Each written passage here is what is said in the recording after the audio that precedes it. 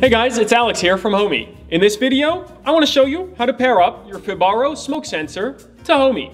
Let's jump into the Homey app and head to Devices. Hit the plus in the top right to add a new device and search for the brand Fibaro.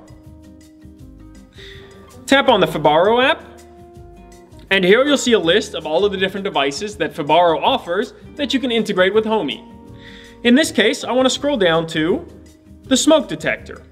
So I'm going to hit the smoke detector and hit connect.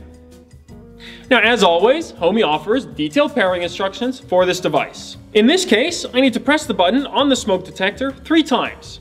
It also indicates what button I'm pressing. Super helpful. So if I press this button 3 times quickly, 1, 2, 3, you'll see it moves on to step 2. So I got a check mark. Step 2 is to press the same button 3 times. Let's do this again. 1, 2, 3. Step 2 is complete and the device is pairing. Once successfully paired, you'll see the device on your device's screen. Here I can hold down on the tile to see what the device is capable of. So I see it has a heat alarm, a smoke alarm, and it tells me the temperature. If I swipe to the right, I can also get a battery status. Swipe to the right again, I can create flows for the device, and swipe one more time, and I'll see the device history. Currently, there is no history because I just added it. But here you'll see timestamps for certain alarms, if those have happened in your home.